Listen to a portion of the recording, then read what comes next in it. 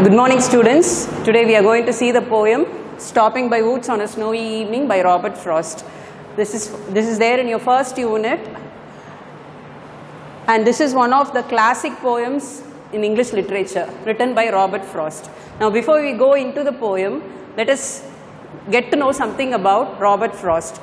Robert Frost is first of all a very famous American poet, and he is usually connotated as nature poet.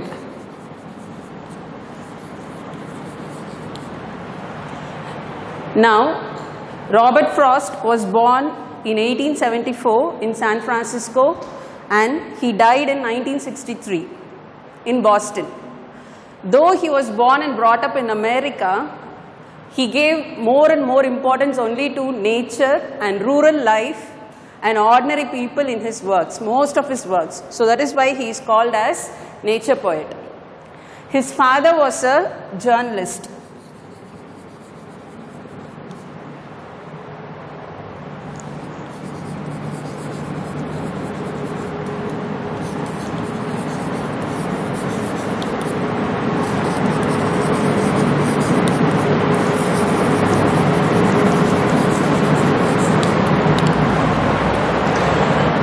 Now his father died in the year 1885 because of tuberculosis.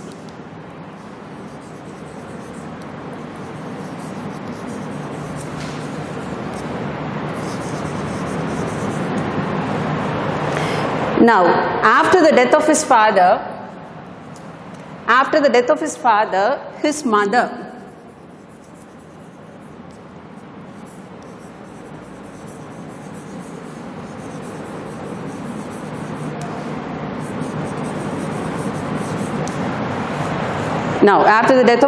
because of tuberculosis in the year 1885, his mother, Isabel Moody Frost, she had to take care of both their children. That is, one is Robert Frost, a poet, and his sibling, Jenny Frost. Now, it was the full responsibility of the mother now to take care of both the children. So the mother had to take up the profession of teaching. Now both the children were left under the care of their paternal grandparents.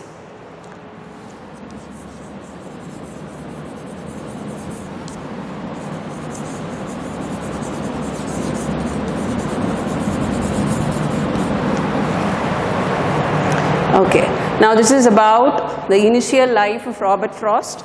Robert Frost's father, William Prescott Frost, was a journalist, and his father died in the year 1885 because of tuberculosis. After the death of his father, his mother, Frost's mother, Isabel Moody Frost, had to take care of both their children, Robert Frost and Jenny Frost.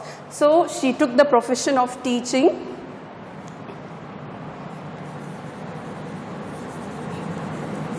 And the children were left under the care of their paternal grandparents. Now, Robert Frost, right from his high school days, he had lot of interest in writing poems. And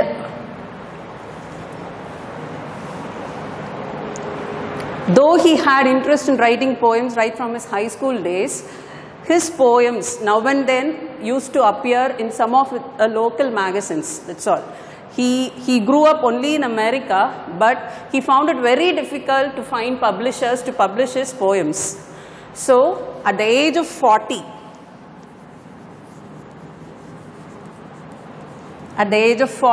by then Robert Frost was married, and he had actually 6 children, out of which 2 children died. So at the age of 40, with his wife and 4 children, he sold all his property and moved to London to look for a very good future. So in London, many publishers were interested in publishing his poems. Because in America, in his hometown, people were not interested in publishing his poems because they thought that he, being a man of 40, they thought that his poems will not be of much interest for the public to read. But whereas when he moved to London, publishers were very much interested to publish the poems of Robert Frost. That is how his poems started to get published in London. Once his poems started to get published in London, after that it was only a successful journey for Robert Frost. Now after he became a very successful poet in London, people from his hometown also came to know about him, and they also started to show interest in publishing Robert Frost's poetry. So this is about the early life of Robert Frost.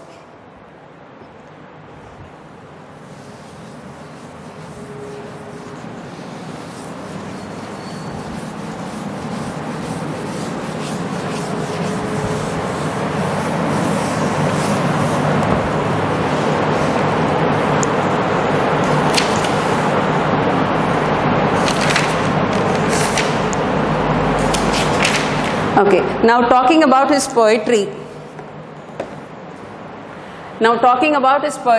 Robert Frost, as I told in the beginning itself, he showed a lot of interest only in nature, and most of his settings were only from rural part of country. Again and again I am repeating, he was completely brought up in city life only, but still, being a city bred also, he showed a lot of interest in rural setting and particularly the life of ordinary people.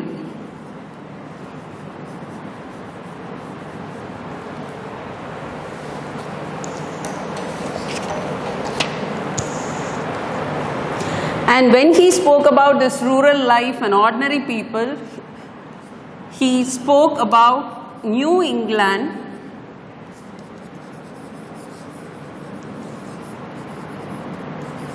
in the early 20th century.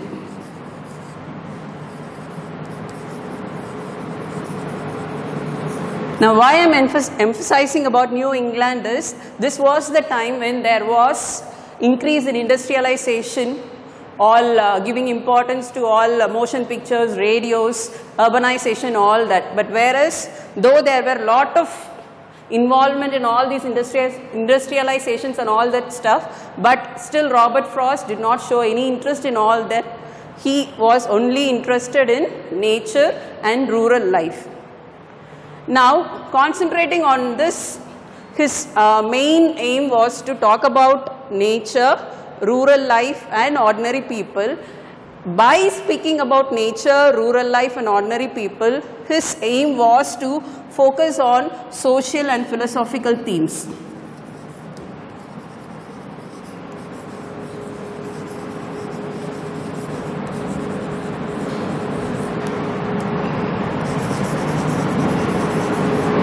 Now, how did he do that? For example, he used to show about a very small connection between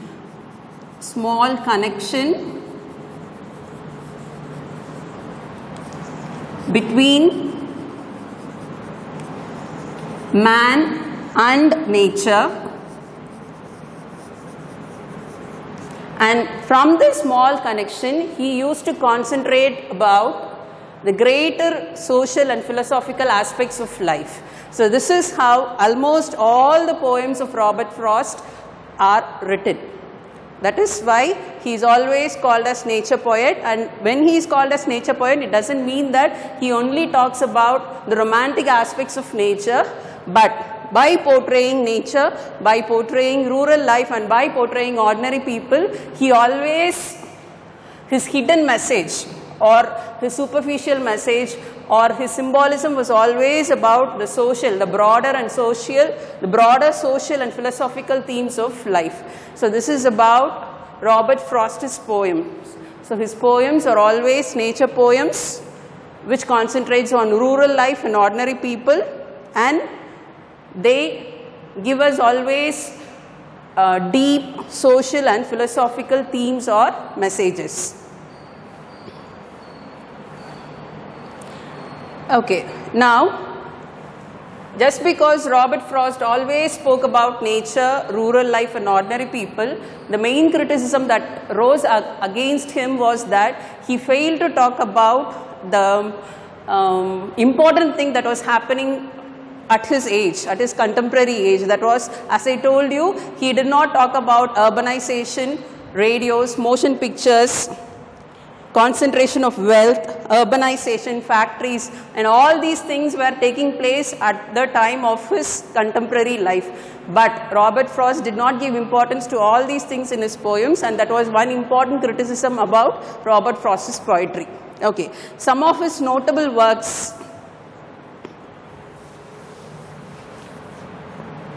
We cannot only say it as notable works, important poems, famous poems. I'll just mention few of them.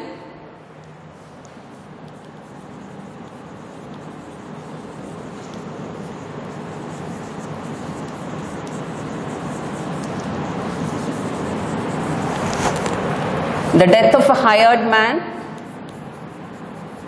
Home Burial,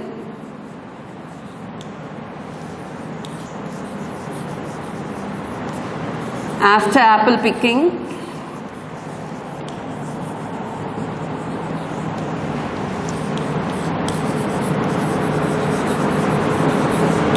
Mending Wall,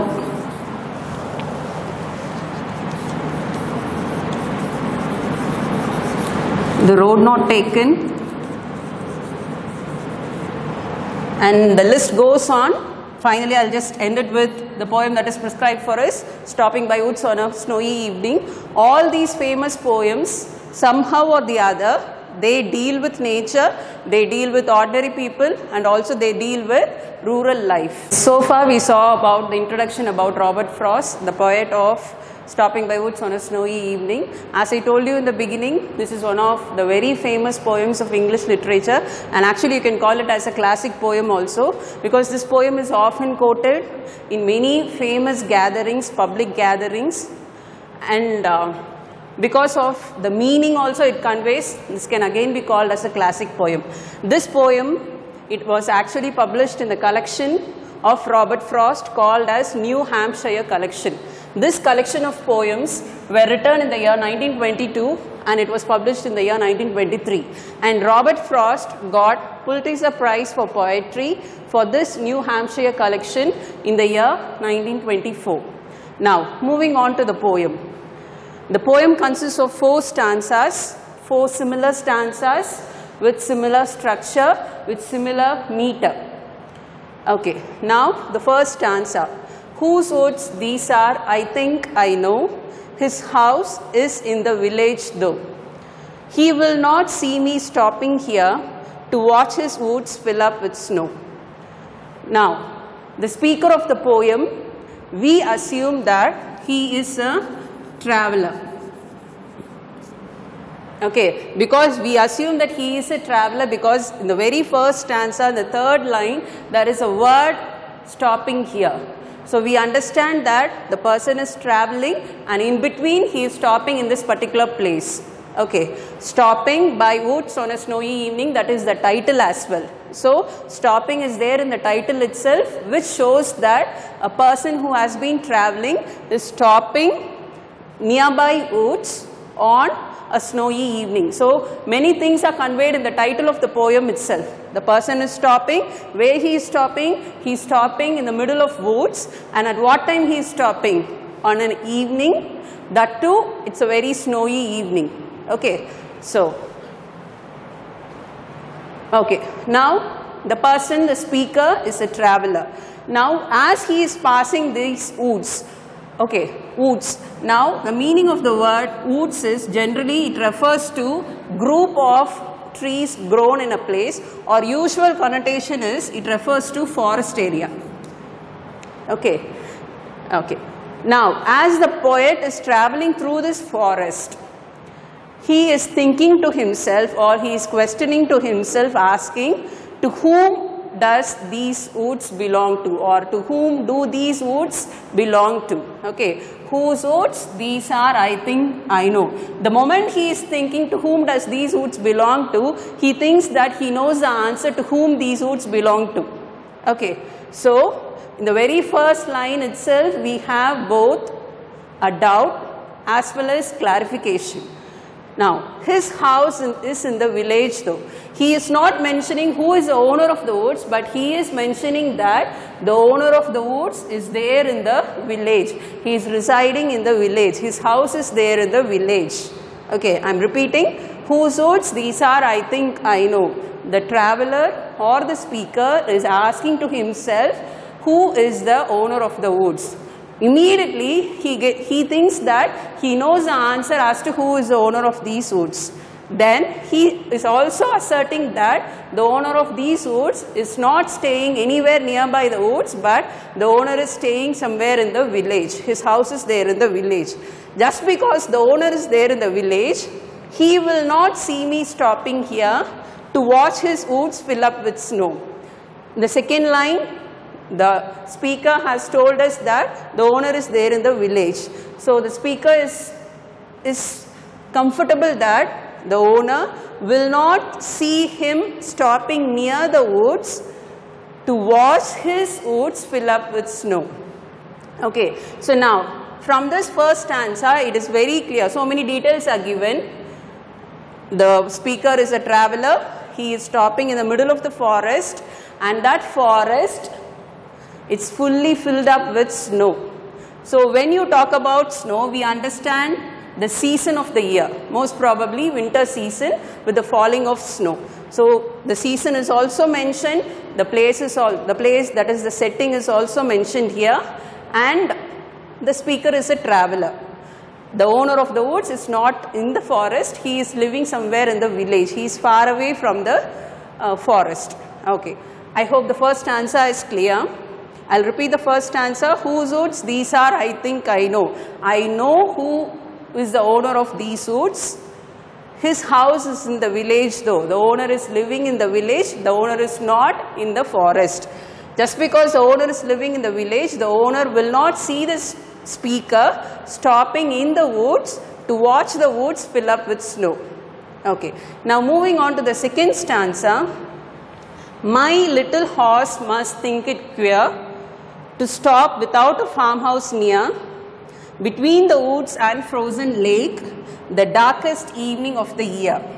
Okay. Now, you have a word, queer. The meaning of the word queer is strange or very abnormal. Strange or abnormal. Now, if you see the first line, my little horse.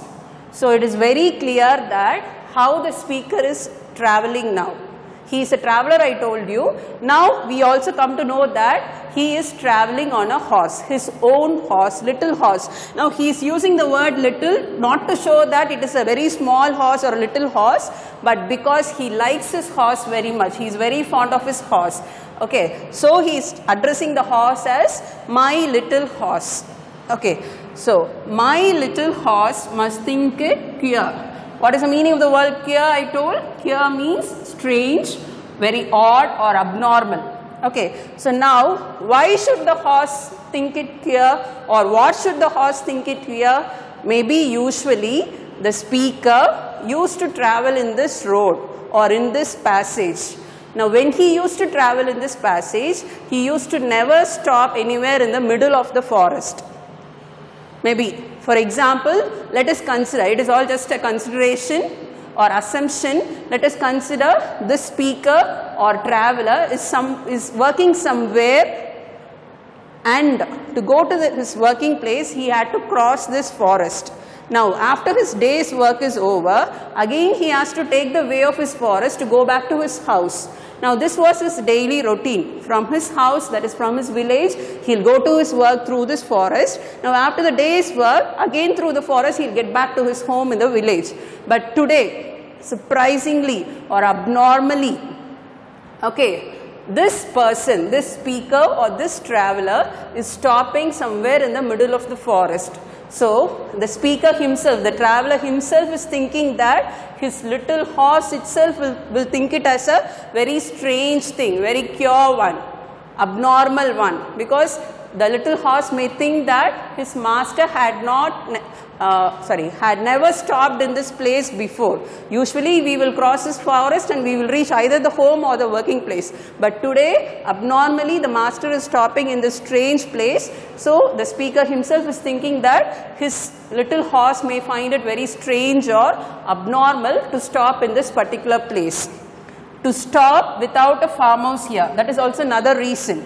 Near the forest or near the woods, there is no farmhouse, there is no dwelling place, there is no farmhouse, there is no residing place. So without all these things, without any reason, any unusual thing, and without any dwelling place nearby, the horse may think that why his master is stopping in this particular place, that too at this particular time of the year. It is a snowy evening. We saw that in the title. It is a snowy evening and it is fully covered with snows. It is evening time, so probably it must be very dark. So all these things are very strange for the horse. Okay, it is the darkest evening or very snowy evening.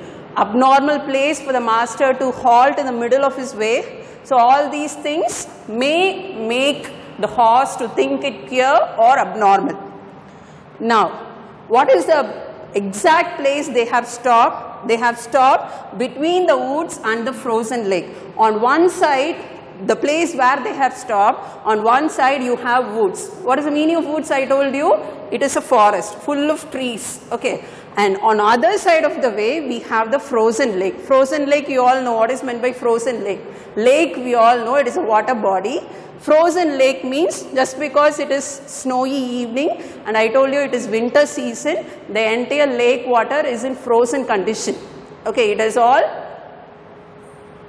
become ice like.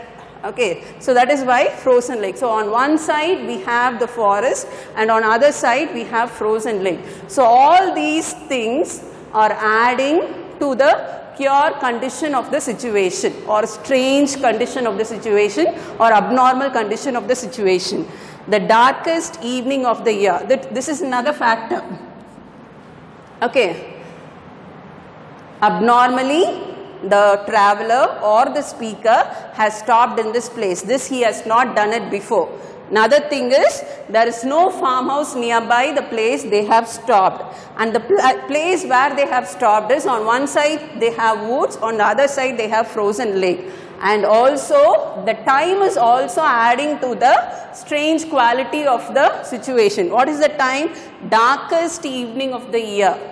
Okay, so it is not a very common day or a common evening. It is supposed to be the darkest evening of the year. And usually it is said that December 21st is the darkest evening of the year because December 21st evening, it's usually said that it is very long. And just because the evening is very long, at a very early time itself, we have the darkness coming in. So, the darkest evening of the year. So, all these qualities add to the abnormal or strange fact to the situation.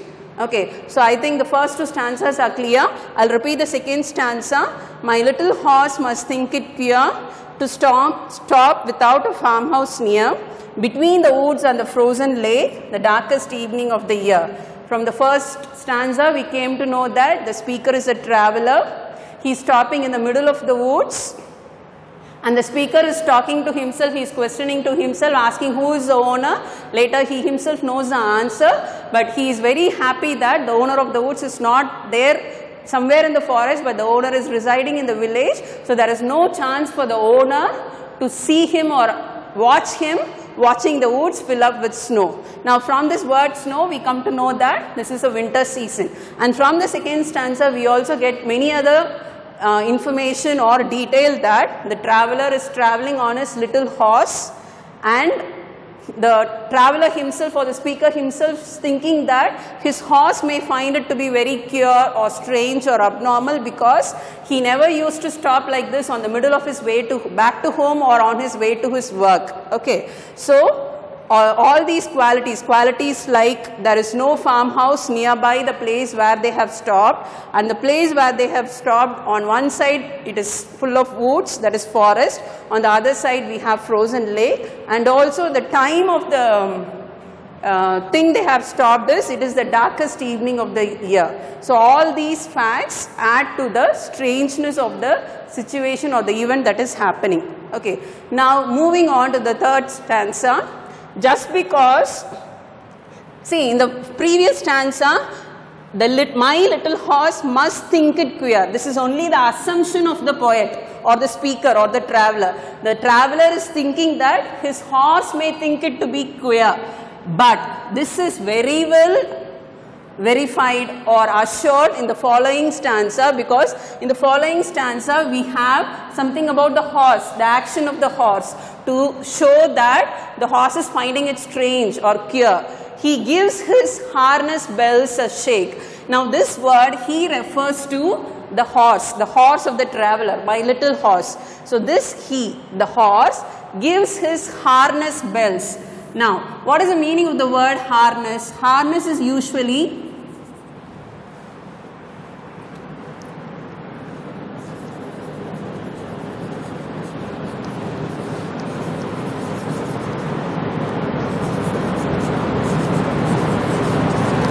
now harness is usually a belt or strap that is tied around the neck of a horse in order to control the horse.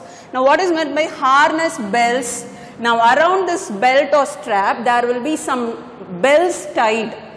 So when the horse is moving or when the horse is running, there will be some sounds produced because of these bells. Okay, so now he gives his harness bells a shake. That means what? The horse. He refers to, I told you, the horse. The horse is giving his harness bells a shake. He gives his harness bells a shake means the horse is shaking his harness bells. Okay. Okay.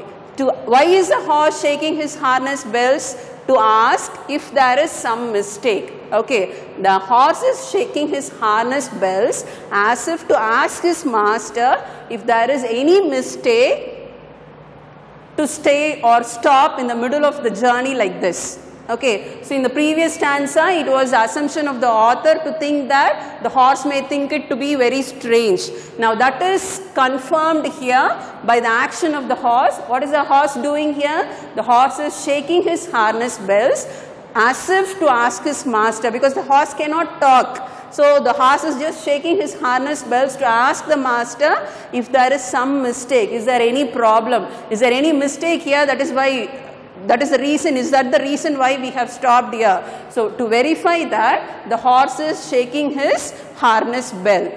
Now apart from the sound of this harness bell, the only other sounds, the sweep of easy wind and downy flake.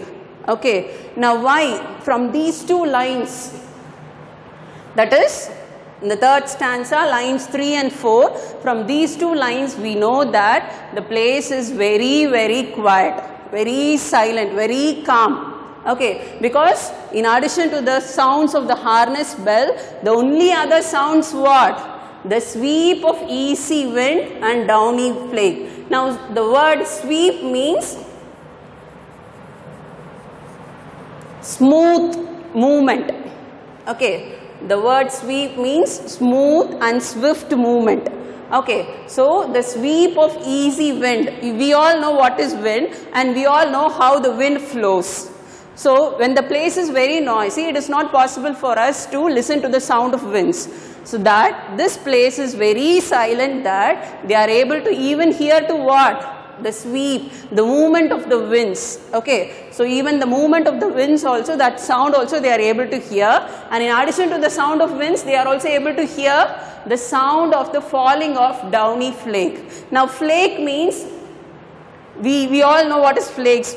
Okay, we usually have so many eatables in flakes. Okay, now flakes means usually thin and flat things. Here downy means, it refers to snowflakes here. I told you, no, see the entire forest is covered with snow. Okay, entire forest is covered with snow. It is evening time, darkest evening of the year. It is winter season. So what is happening? Still there is snowfall. Okay, the snows are falling down. When the snows are falling down only, we call them as downy flake. Downy means It's very soft and feather-like. Okay.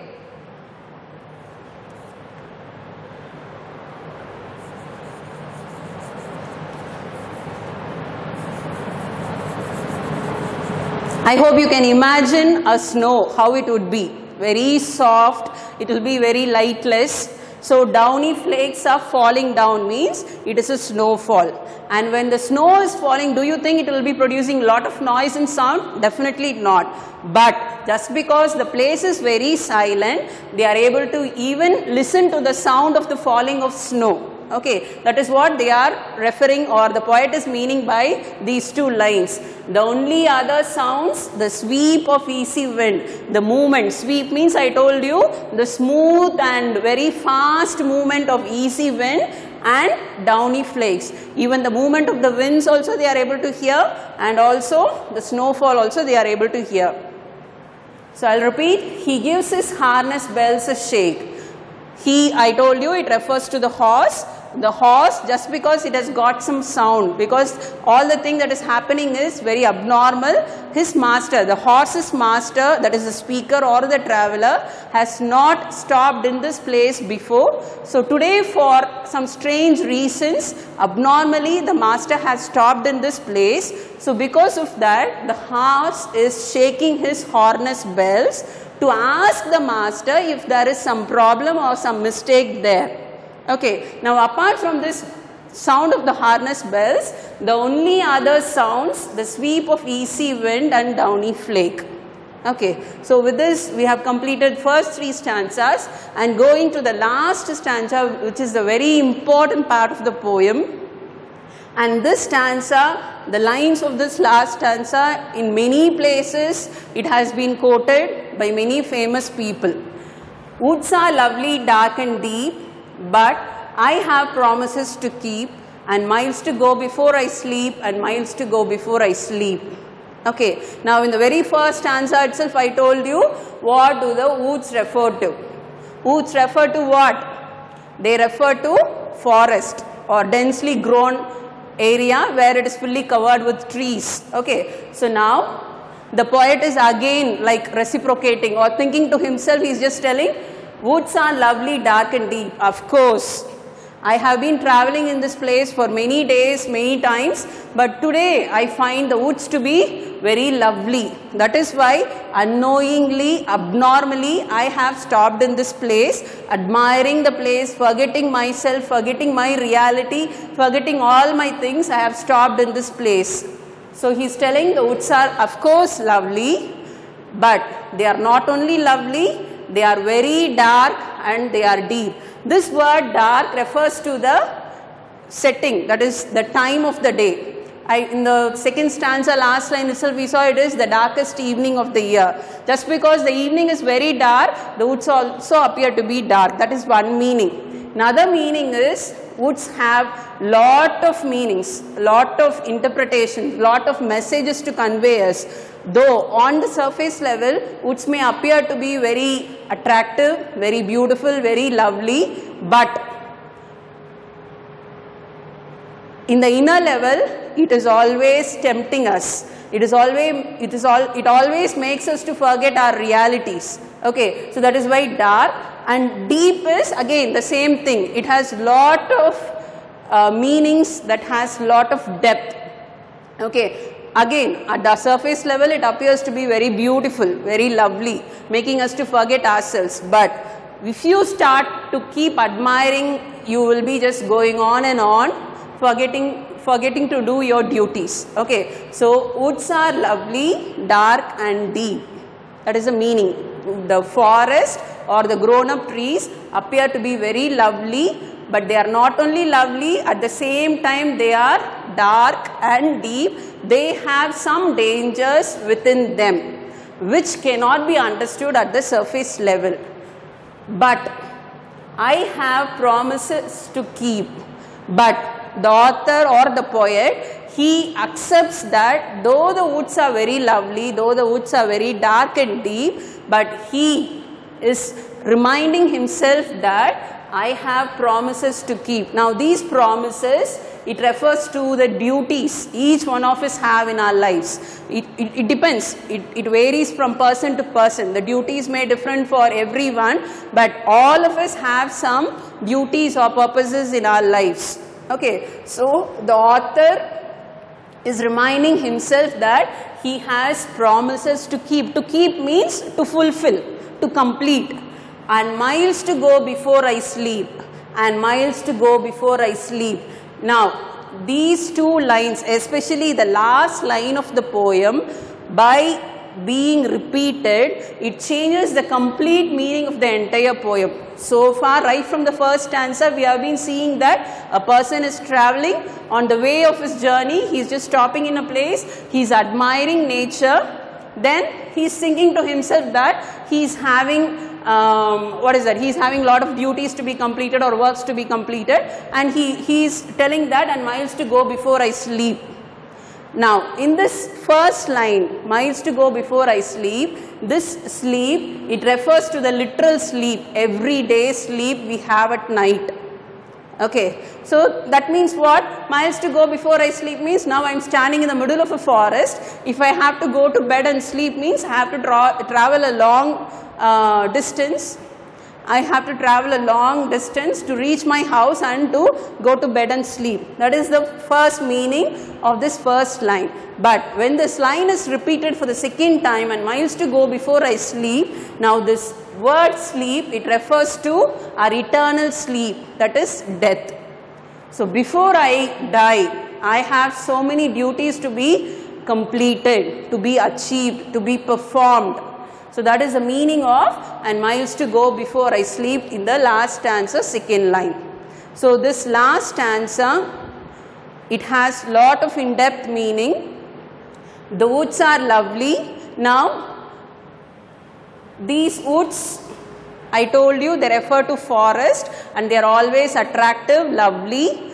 But if we forget ourselves by admiring all these things, we may not be able to complete our duty for the day as well as for our entire life. That is the poem. And these two last lines are often quoted, as I told you, and it is also given in your textbook. These two lines are the important lines, very favorite lines of our former Prime Minister Jawaharlal Nehru. Always he had these lines printed and kept in front of him to remind him that he has so many duties to be completed. And so we will also take these two lines to always remind us that in our lives we have lots and lots of duties to be performed for every day as well as for the entire life. Thank you.